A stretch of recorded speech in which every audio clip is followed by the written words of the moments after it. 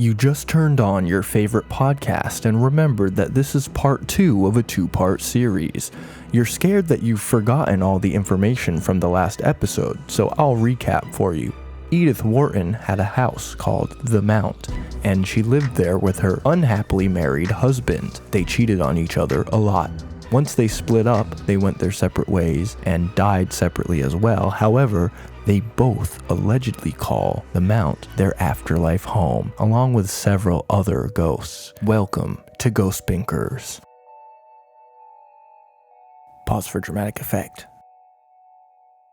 We do But also have you found some heaters. The Dead History by Jennifer Jones. JJ. Maybe she's distantly related to Edith Jones. Oh, I thought you were going to say John Bones Jones, the MMA John fighter. Bones Jones as well. So Jennifer Jones also writes about some of these different things. There is a little bit of overlap in some of the details, but if there's overlap, you can just scream in fear. It's not going to be the exact same story. If she's like, there were two ghosts in the drawing room to read. Because sometimes you get like halfway through a different story, and I realize it's the first story again. Yeah. And I'm like, oh, does Trev know? Is Trev realizing at the same time I am? I usually am realizing, and I'm like, we're already in. We're already in. It's tough. By the time the 1970s theater troupe moved in, The Mount had already earned a haunted reputation. Yeah, there's a theater troupe. I need the backstory on this.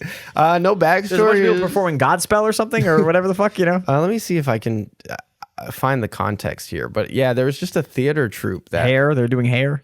Okay, so when The Mount became the Fox Hollow School for Girls in 1942, the estate's eerie reputation truly took root. The story soon sparked a haunting legacy that would only grow with each subsequent inhabitant. By the time the 1970s theater troupe moved in, so that's the context there. Yeah, were they doing Fiddler on the Roof? Sounds right to me. Is that what they were up to? That sounds right to me. Hey, what were they moving in to do? The Rocky Horror Picture Show? In 1975? In the 70s? A cult classic blending sci-fi, horror, and rock music? Maybe. Hey, maybe they were doing Jesus Christ Superstar from 1973. I googled 70s musicals, so I couldn't remember. Oh, okay. I was right about Hair, but that's about it. It is highly possible that is what they were doing. I assume so. So yeah, the Mount had a haunted reputation by the 1970s. Cameras and phones malfunctioned on the property, but worked fine off-site. Performers and staff reported feeling watched or touched by unseen hands. Okay, also, what phones are off-site at this point in 1970? That's a great question. You whip the landline out and drive to someone else's house and plug it in. You're like, well, this works now. I think my phone is broken. Let me go across the neighbor. This is all like wires. It sounds like the wires don't work. Oh, yeah. They just have it in the wrong phone socket. Yeah. With so many disturbances, the Mount's spirits had little choice but to reveal themselves. They had some choice. They didn't have to do it. This is where things start to get a little bit more theatrical with the haunts, which I do appreciate. I would much prefer a theatrical haunt. Yeah, than the ghosts were inspired by 1972's Cabaret. How many more of those you got in the pocket? I'm running out. Unless the ghosts want to perform Grease Lightning from Grease. And the girls will cream? The chicks will cream, yeah, for sure. Not. That's the only one that keeps coming up. I know. I have so many other things. I think that's the only one you have in that button, man. I think you programmed it wrong. Wait, what the fuck? Okay, no, it still works. Wow, it really did. Really bad RNG. Anyway, let's get back to this ghost doing Saturday Night Fever. The Mount's haunted past isn't just a story. It lingers in every creaking floorboard and flickering shadow. Visitors have heard disembodied footsteps echo through the halls, doors slamming shut with no one there to push them. Dark figures lurk in the corners, especially by the fireplaces, their unsettling gaze following anyone who lingers too long. Some visitors glimpse something crouched low in the shadows, watching, waiting, before it vanishes as quickly as it appears. That one, I like and don't like the mental image of that one. Just a little Smeagol in the corner hiding out. Yeah, because obviously, looking at it from a skeptic perspective, it's like, that's kind of funny. But from someone trying to believe, thinking about that in the corner of my room, fuck that. I've got a sentence that formed in my head, and I don't know if it's like a real thought, but I don't think people crouch very often. I Certainly not like you'd think they would for how easy of a move it is. Yeah. Like, I don't see people crouching very often in my daily life. Funny enough, I crouch a lot, but I'm a photographer. Right. But I do agree. So not you're like a lot a different. of people, You're like a different. You're uniquely crouching. I comparatively. do the American squat and the Asian squat. Oh yeah. You don't get in the Slav type shit. What is that one? I think that's the one where you gotta like get on the balls of your feet. Oh, okay. So then I do And, I do the Slav squat and the sit back in Asian your, squat. Okay. I do both. I don't know what the American squat is then. Leaning on shit, probably. Just That's how they used to catch American spies. one hand on your hip and just like one hand on the table leaning forward. They used to catch American spies all the time because we just lean on shit all the time. And like other cultures don't lean like we do. Oh, that's and so weird. we were just constantly leaning on shit. I'm a big leaner. I lean all the time. When Terry takes me to like a store, I just find shit to like lean and sit on. Kind of just habitually. Wow. Now I'm going to be self-conscious about my leaning because that means I'm an American. I'm trying to make you self-conscious about as many behaviors as possible. In Edith's bedroom, visitors often see a ghostly woman with gaunt cheeks and hollow eyes staring from the window. Yeah. That's kind of... So she's staring into the window, I guess? Yeah, it sounds like she's prepping to perform Evita from the 1970s. Another 70s musical. But she forgot her lines, and that's why she's staring, because she's trying to remember.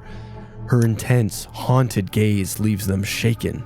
The room's heavy energy feels thick, as if the veil between worlds thins more here than anywhere else. This is what I'm talking about with the veil between the planes.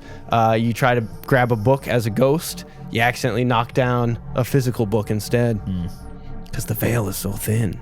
I don't really get the veil. I don't get what it looks like. I know it's a metaphor, but you can only see it if you're. I think it's like a big curtain, but maybe it's like a 3D object. To me, maybe it like takes up space like air. Oh, the veil. We're thinking of the veil 2D, and maybe the veil has like a 3-dimensional volume depth. Maybe the veil is 4-dimensional. You know. Whoa. I can't conceptualize maybe the veil that. is the fourth. Maybe the veil is like time, and so I'm only a 3-dimensional being. I can't conceptualize a 4th dimension. I could conceptualize like 5 or 6 probably if I had to. Damn. I'm kind of built different. Cameras brought into the room mysteriously ceased to function. What is with get the cameras out of this fucking place? It's 1970. You're bringing in fucking like hand crank camcorders. Get the fuck out of here. Well, it could be photo cameras too, little Polaroids. I wasn't really thinking about photo cameras. Yeah. For some reason, the theater troupe made me think of film cameras. That's fair. Well, a theater. And also, we said cameras and phones, and my brain was like, what does your iPhone do? Yeah. And I got stuck there. Okay, so yeah. Could be the I film. stand corrected. They had Polaroid cameras. Polaroid. You know what it is? They take the Polaroid works fine. Yeah. But the actual film, the little shaking you're not part, really supposed to shake them, so they're probably fucking them up. It never develops. Also, those things always look creepy. Yeah. Those kinds of They're pictures. inherently, I mean, I got 2 creepy old cameras behind me just because they look creepy. I bought Terry like a disposable Polaroid camera, and she took a picture of a scarecrow, and she liked to prank people by she would like show them the pictures and be like, oh, I didn't take that picture. And it was like her favorite thing to do. She loves it. People That's a good bit. Like, that's so scary. And she'd be like, hey, wow. I did take that picture. That's a really good prank. Yeah, she loves it. I like that a lot. Yeah. Terry, good job. Yeah. That's great. I roll my eyes while she does it. So we have like named 3 hours of stories. We do. This is a pretty long episode. Keep rocking, brother. Because I've been yapping. This is a yapper. It's all timer. This is almost guaranteed to be a 2-parter. Whoa. Because I just realized we're like halfway through. I got a hard out at 8:30. Uh-oh. Like a Zoom meeting. I treat the podcast like a work meeting I don't want to be in. I actually have another meeting after this. Yeah. So I gotta close Zoom, play PlayStation. So we have some named ghosts here. Oh. So like actual people who we can look I know up. what a name is, you fucking asshole. Well, like, you know, it's not like Dave. It's the not like the ghost. gray lady. It's like Charles, the caretaker. I kind of prefer when it's like the gray lady. How about this? The persistent presence in the stables. I don't think that's cute, sorry. Among the most vivid apparitions at the Mount is Charles Cook, Morton's faithful caretaker and chauffeur. Charles's spirit lingers in the stables, appearing as a shimmering ball of light that hovers and vibrates. Okay, 1, that's not him, that's a ball. 2, your name is Charles Cook, and you're like, I'm gonna get into stable hand type shit. Yeah, you have one role. Put Charles shit on the grill, Cook. brother. You have one role. I picked the mic. I was so mad at him. That's how passionately you feel. Yeah, that's a good point. Throw Charles, some shit in the pan, my dude. You should be cooking, my guy. Well, he's a ball of light that hovers and vibrates, casting an otherworldly glow in dark corners. He seems particularly attached to this space, and while he once spent countless hours tending to the estate's needs, Charles's ghostly voice whispers goodnight to staff or visitors who find themselves alone late at night. The scent of cigar smoke lingers, marking his presence. I do like that this one is like they're putting their reputation on the line. They're like, he glows in this in this. I also like you don't even have a body and you're still doing your job. It's like such loser shit. Yeah. I got so mad at him I almost pulled up my phone and started going on Twitter. That's how mad I was at Charles Cook for fucking being a ball. Get a body. Hey, you want to float around and smoke cigars. How are you smoking cigars when you're a ball? Which is crazy.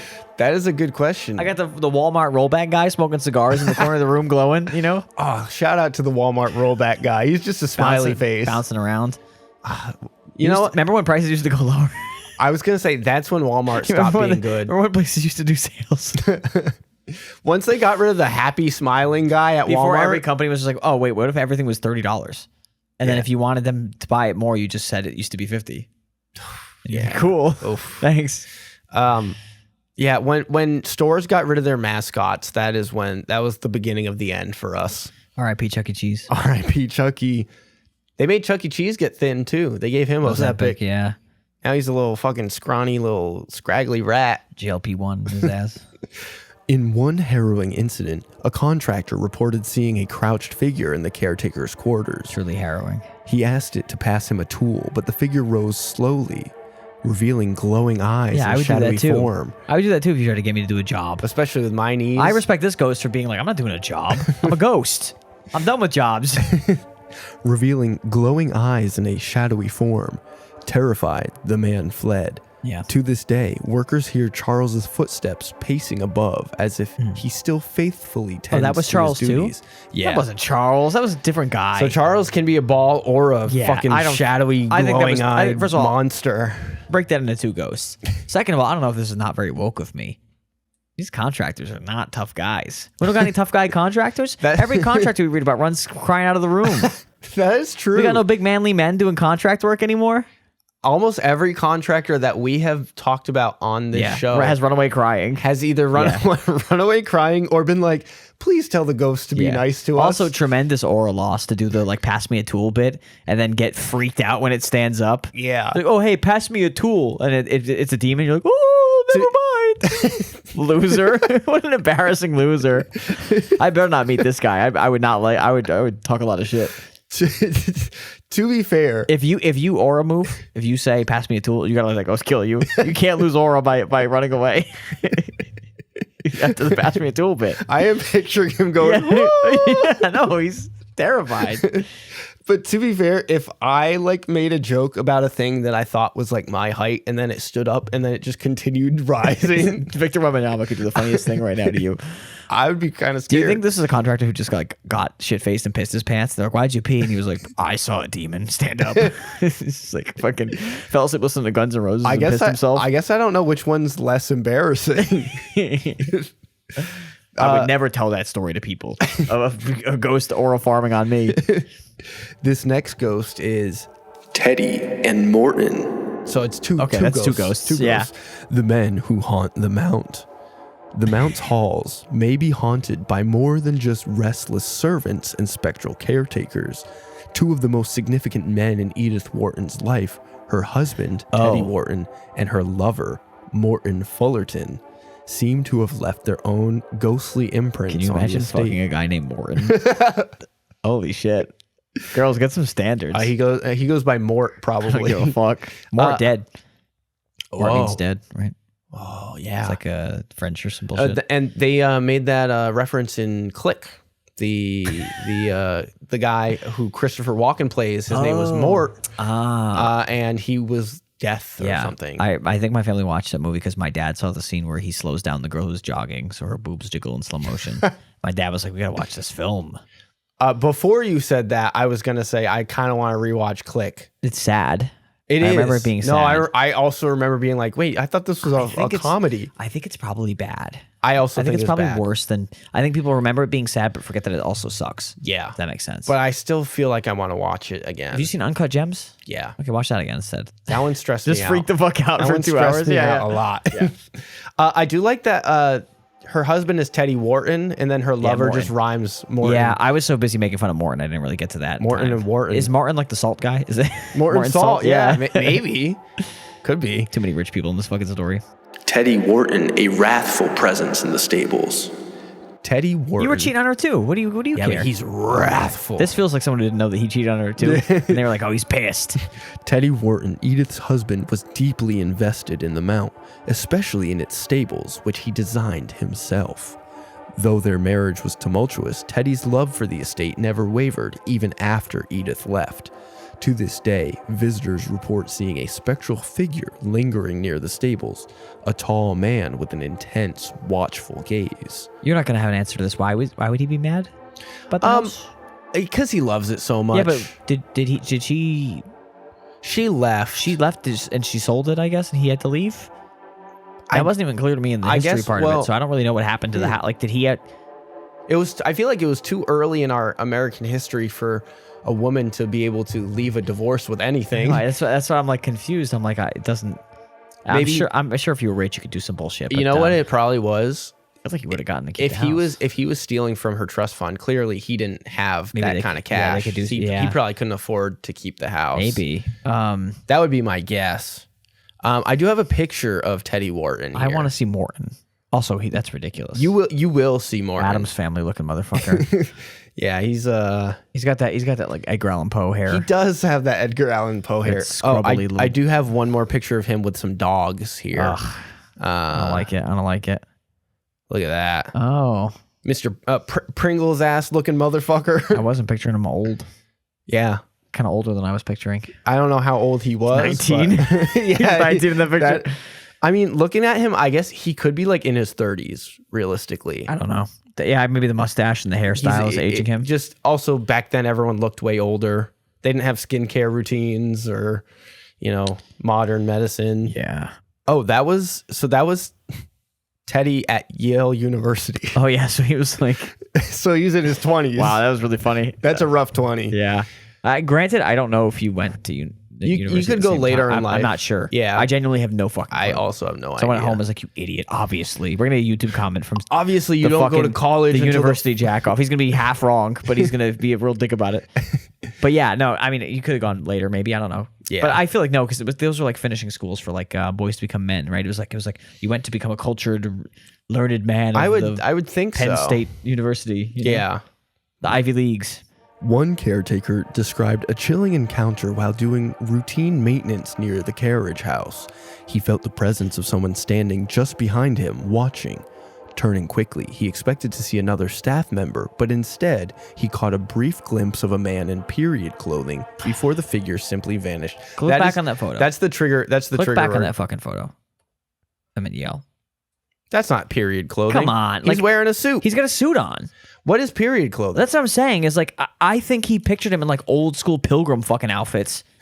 Like, I bet they pictured some bullshit. And he's wearing like, a slightly frumpily cut suit. He probably looked pretty good by today's standards. It's probably like a nice tailored suit. Yeah. Just a thick fabric. I too am mad that they misidentified a pilgrim ghost as Teddy Wharton instead. I just feel like period clothing is such a cop out. It is that's a cop out. Revolutionary War garb because they have no clue what they're talking about. Period clothing is the umbrella term for I don't know what this clothing is. Yeah. I don't know what time this clothing is. What I'm saying is what he wore looks barely like period clothing. Yeah. It is just a suit. He was just wearing a suit. Yeah. Others have noted the sound of distant footsteps in the stable loft when no one is name there. The other people. Put their names in the... Well, there was... full names. No, I mean the people who heard. There was the Jared and Sean. Give me the social security numbers. 075. Damn, you're getting wacky with it. 78. What if you dox a friend of ours? What if a listener has this number? I mean, if that's the case, then guessing social security numbers is too easy. You better get on the Patreon, or we're taking it, taking it from you. Others have noted the sound of distant footsteps in the stable loft when no one is there, as if Teddy still oversees the property he once cherished. Even more unsettling, visitors have described an odd feeling of scrutiny when walking past the stable doors. I had to fuck pause. does that mean? I had to pause there because I was like, did I read that right? Yeah, it says scrutiny. Okay. My advice to Jennifer Jones: rewrite the scrutiny sentence a little bit. Work that one over a couple more times. Was it Jennifer Jones?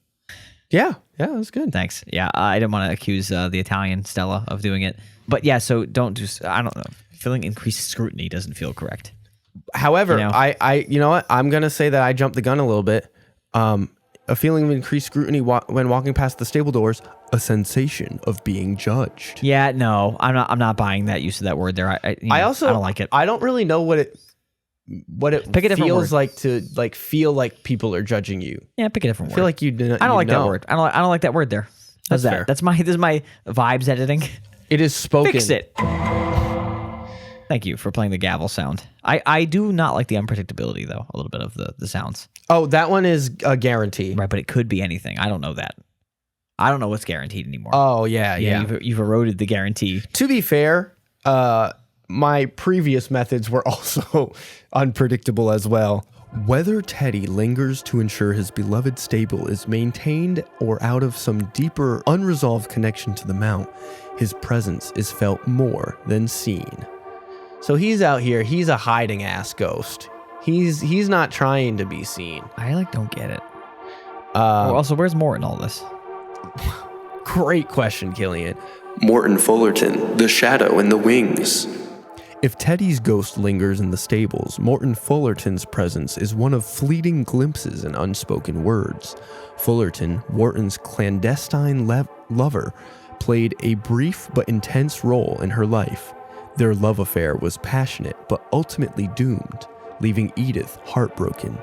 Some believe that sorrow left an imprint on the mount, binding Morton to the estate in ways he never intended. And we've got some pictures of Morton here. I gotta say, man's got aura. Oh, I see. Yeah. Look at that jawline. This is Morton in college at UCLA. So he's UCLA. He's a UCLA guy. He's a Bruin? Yes. Think they're the Bruins? I think so. Definitely the younger, hotter model that Wharton's trading up here. Edith Wharton is trading down for, up for. I'm not critiquing Teddy. I kind of like Teddy. I think he's fun. I like that he's mean to guests. I like that he cheats too. Fuck it. Whatever. One of the most striking encounters happened I during... support all cheating. Oh, I'm on record. Uh-oh. I'm just kidding. One of the most striking encounters happened during a 2001 Shakespeare production at the Mount. A theater... 2001? What month? There were 2 dangerous strikes during the show. A theater... Oh, no. A theater publicity director was backstage when she noticed an elegantly dressed man in a black tuxedo watching her. His clothing was out of place for the modern setting, but his piercing gaze was what unnerved her the most.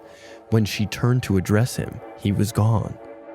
Later, as she researched the Mount's history, she came across a photograph of Morton Fullerton and recognized him immediately. More chilling still, she recalled hearing an accusatory voice in her mind demanding, "What the hell is going on here?" That doesn't make sense to me. There's a play happening. They had plays back in Morton's time. Yeah, they were performing the last 5 years. Like you know what a play is. Yeah, you're here to see Tick Tick Boom. It's 2001. Is that a Shakespeare one? No. They were performing Shakespeare too. Yeah, you're here to see Romeo and Juliet musical. 2001. Okay. Teddy, aren't you here to see Urinetown? Come on. Urinetown? You know Urinetown, the musical? No. It's called Urinetown. Like it's a musical. piss? Yeah, it's a musical where you gotta. It's like a satire. You gotta pee. It's about like a corrupt like town where you have to pay to use the bathroom. And so no one in this. So there's like a poor underclass that can't pay to pee. And there's like rich fat cats who can pay to pee.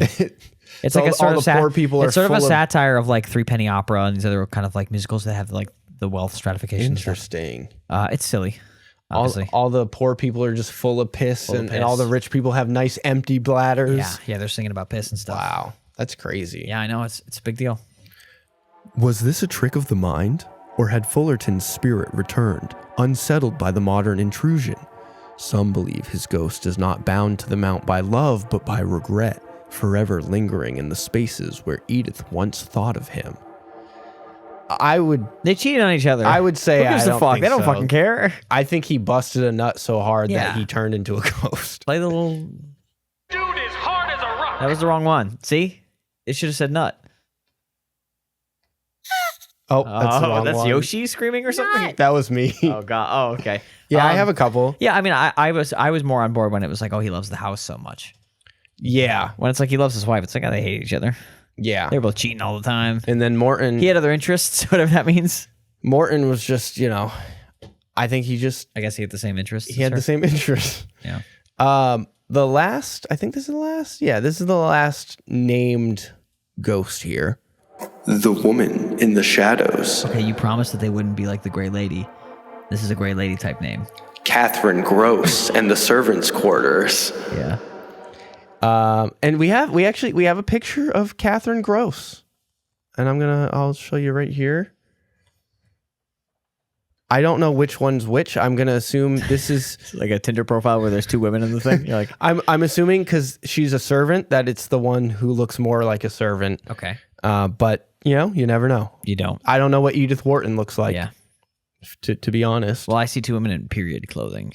that's true. That is period clothing. Every clothing's period clothing if you think about it. Our clothing right now is period I clothing. see Elvis and I'm like, damn, period clothes. Look him go. In addition to her family, Wharton's devoted staff also seemed to haunt the mount. Catherine, Every single person we talked about is staff so far. Well, Even the Teddy boys- was even the Teddy was boys. being staffly in a way. a little bit. He's protective of the house, which is staff behavior. Catherine Gross, Wharton's maid, is seen wandering the halls, her footsteps often echoing in empty spaces as though she is still dutifully How do you know performing it's her not Teddy? rounds. How do you know it's not Teddy? Is my Teddy in a maid's question. outfit. I just don't like. I don't. If you hear the footsteps echoing, it could be anybody. Oh, that's fair. You know what I mean?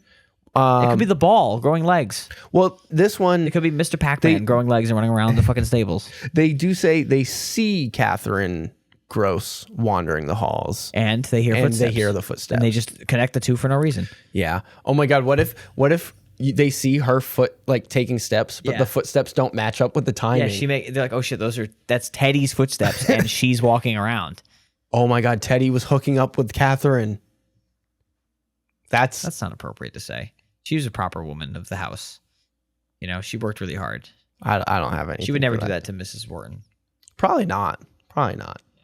The second floor servants' quarters are a particularly active area with reports of unexplained sounds, flickering lights, and even brief glimpses of spectral figures moving through the rooms.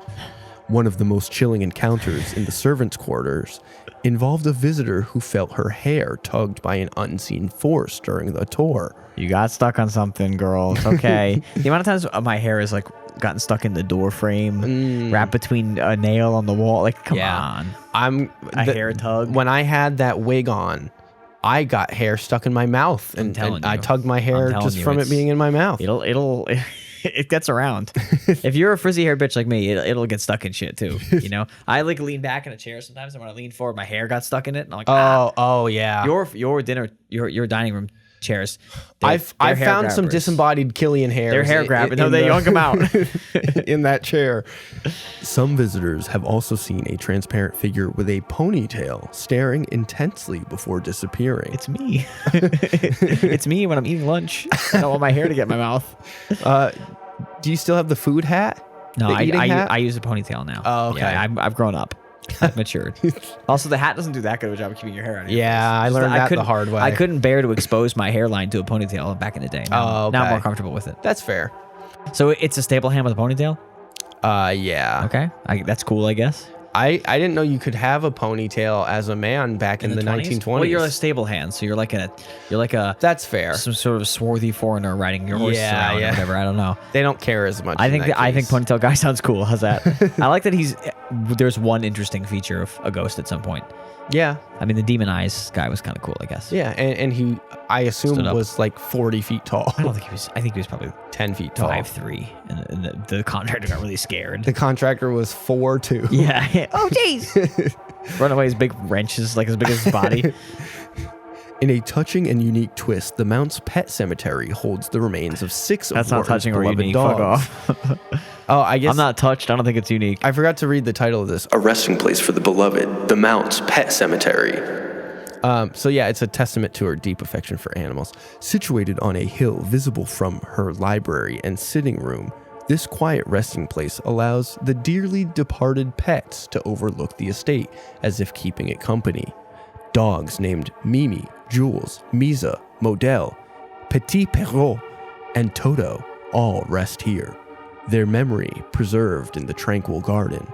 Visitors have reported hearing soft barking near the graves, as if Morton's beloved companions still watch over the Mount. I don't know why. The thought of a ghost dog makes me laugh. However, it is just as believable as any other ghost. Yeah, 0%. I think it's funnier to imagine there's like a furry convention nearby. And they're just going like, "Rah, rah, rah." And then the people are like, wow, this dog, this ghost dog is so, yeah.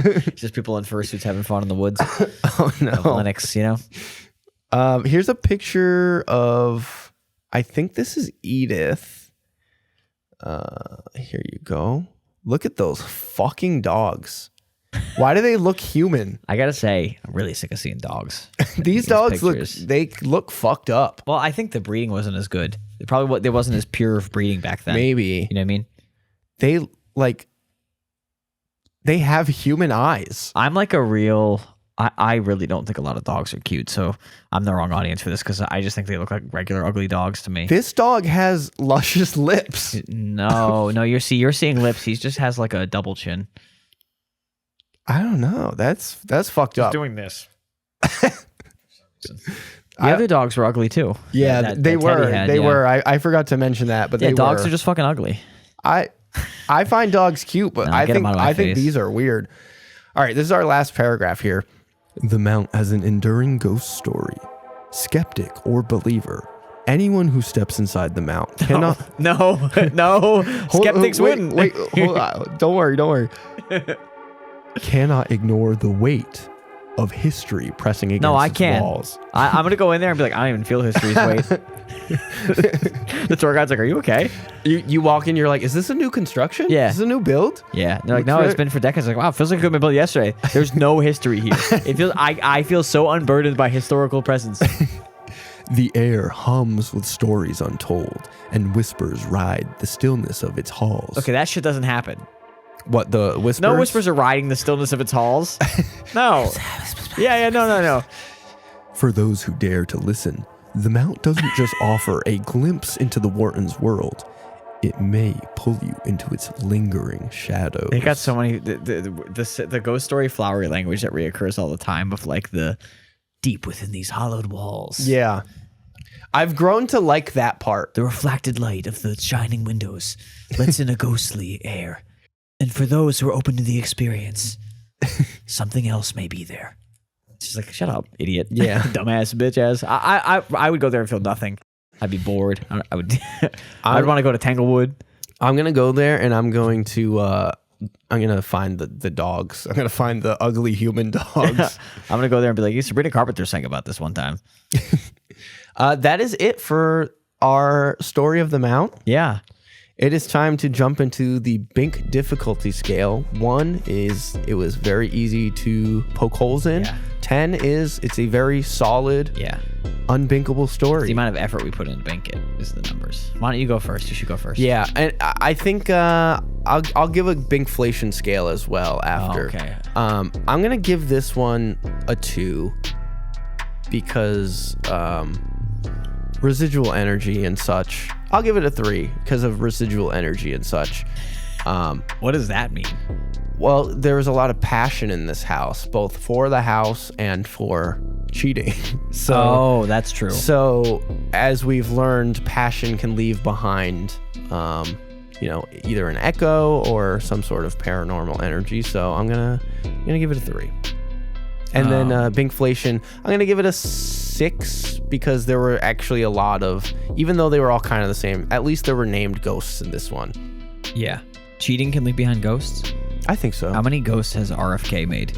Just relentlessly cheating on the women in his life. Didn't one of them kill himself? Yeah, because he cheated so much. And he also kept a journal where he talked about cheating on her all the time. That's and fucked. Graded the pussy, basically, that he was cheating on her with. Yeah, I'd give this a 1. Yeah. I don't know.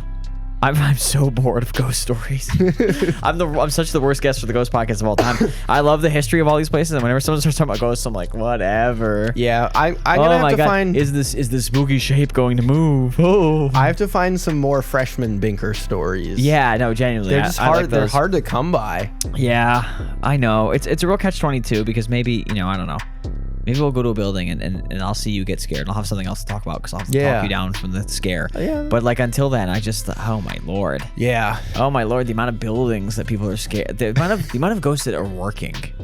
Yeah, there's a lot of full day job. There's a lot of employed ghosts out there. The amount of period clothing on display is just like, geez Louise. I just want I want something weird. I want something different. Like something snappy, sitting in the front seat and dying. Just a ghost who does a bunch of flips or something. I don't know. Oh, okay. I want some more weird behavior from the ghosts. Ooh. They all walk. They all stand. Yeah, I want one that skitters. Some crouch. I want one who does like a weird bit. That would be me. Like the ghost. Like if you put a hula hoop in the room, he will hula hoop. You cannot stop him from doing it. The hula hooping ghost. Yeah, and that's what I want. I wonder if there's one out there. Don't type it in. You're gonna be disappointed. Hula hooping ghost. No, there's none. There's a hoop isolation trick called ghosting. I'm not in the hula hoop sphere, so I don't really know about. I don't know a lot about it, but that is really the only thing I can find about a hula hooping ghost. That's okay. That's it for this episode. I want to thank our Bink Squad for listening, and you can go to ghostbinkers.com to get the full Ghost Binker experience. And by that, I mean following us on TikTok and Instagram at Ghost Binkers, sending us an email. We really have been enjoying the emails that we have received, but we need more. We're hungry for more emails. Trev also doesn't share them with me half the time, so you gotta really make sure they get on the show by sending a lot of emails. Yeah, I really only share them on the show. I haven't. I got to give you the password, but I haven't done it yet. I have not done it yet. That is, I don't know if I said it already, but that's ghostbinkers@gmail.com. Yeah. And you got to interact with our stuff. Everybody out there. I think it makes the algorithm like us, but I'm not sure. It does. It might not. It does. But I think it does, so you should do it anyway. Number 1 is sharing. The algorithm loves shares. Depending on the month. Number 2 is comments. So watch our shit. Like our shit. Comment on our shit. Share our shit. Yep. And leave us a 5-star review on Apple Podcasts or Spotify. And the 5 stars is mandatory because without those 5 stars, I have said this before, I need stars to make the episodes. And if I don't get 5 stars, then I don't have enough stars to make the episode. So if you don't get 5 stars, I list even more musicals next episode. Oh, yeah. I look up every year and I just keep listing you. So you do not want that. You don't want that because Killian knows a lot about musicals already. No, it's not good. Yeah, so you don't want me getting in there. And lastly, share the show with a couple of friends because word of mouth is the quickest, easiest way for us to grow the show. And the bigger the show gets, the more fun stuff we can do. Yeah. Like torture a ghost, buying a katana that can cut ghosts in half. Devil's toy boxing. Ghosts in the neighborhood, in Chicago specifically. Yeah. And lastly, thank you to the authors of these articles. I will share the links in the Ghouly Bites. And that is it for this episode. We will catch you on the next episode.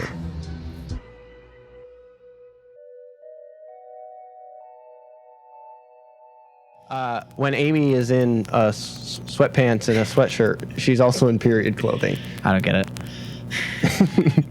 See, what happens is when a woman is shedding her uterine lining, the menstruation cycle is in full force, and a lot of times it's an uncomfortable experience. So a lot of times women going through that like to put on comfortable clothing to reduce any sort of discomfort additions that they might have. I put on my best suit when I get my period, so I try to look dapper during my period. I'm in a fucking Morton style fucking get up when I get my period. That's an interesting concept, dressing up for your specifically for your period. So you have to have your period? Yeah. Well, you know, it'd be cool if you like wear like a wedding dress and just bleed all over it. You know? That is the highest form of feminism you could have. I was gonna say that I think I probably saw someone do this at the Met. I was gonna say that feels like high art. Someone locked the room doing this at the Met.